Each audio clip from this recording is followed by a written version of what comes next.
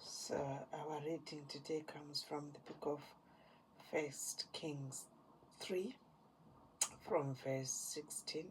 It says, Then two women who were prostitutes came to the king and stood before him. And the one woman said, Oh my lord, this woman and I live in the same house, and gave birth to a child while she was in the house.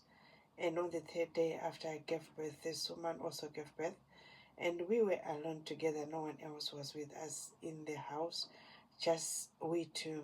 Now this woman's son died during the night because she lay on him and smothered him. So she got up in the middle of the night and took my son from his place besides me while your maidservant was asleep, and laid him on her bosom, and laid her dead son on my bosom. When I got up in the morning to nurse my son, behold, was dead. But when I examined him carefully in the morning, behold, it was not my son, the one whom I had born. The other woman said, No, for no, for my son is the one who is living, and your son is the dead one. But the first woman said, No, for your son is the dead one, and my son is the living. How, sorry, for your son is the dead one, and my son is the living one. This is how they were speaking before the king. So if we look at this word, most people talk about the greatness of how the king was and how he was able to solve this issue.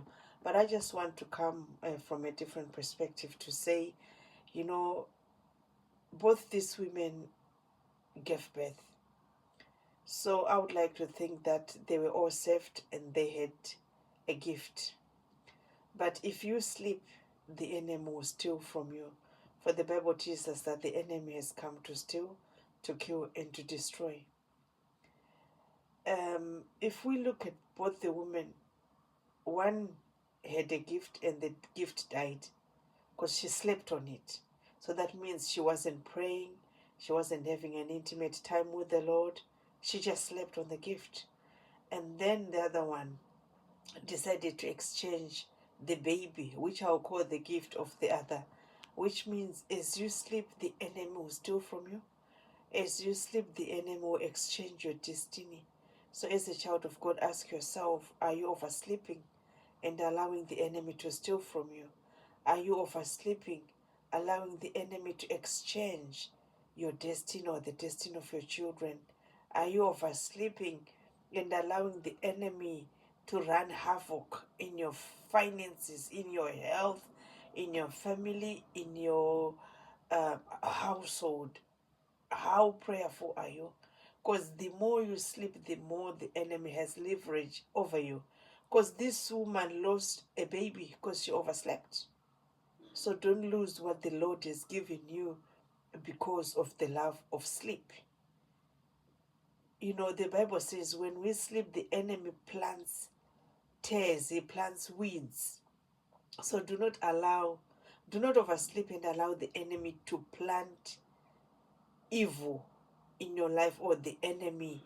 Do not oversleep and give the enemy leverage to do what he wants. So we as children of God, we as the people, we have been blessed. We've got different blessings from the Lord. He has given you kids, he's given you cars, he's given you work. You are a child of God, you know him. You've got a heavenly mandate to produce fruit. But are you producing fruit, or are you sleeping? So we need to arise and shine from spiritual depression, for the light of the Lord has come, and the glory and the brilliance of the Lord has risen upon us, according to Isaiah 60, verse 1. Let's arise as daughters of Zion. Let's arise as children of God. Let us not sleep. This is not the time to sleep, because the enemy will come and steal from you. The enemy will come and steal for what belongs to you. And then you have to start fighting and contending to get it back. Like this other woman was doing. She was now fighting to get her child back. But if she hadn't overslept, or she hadn't slept, then she wouldn't have had to go through this process. So the same applies to us. We don't need to oversleep, Because we oversleep, the enemy has room and he is overtaking. So don't allow him to overtake you. Be blessed.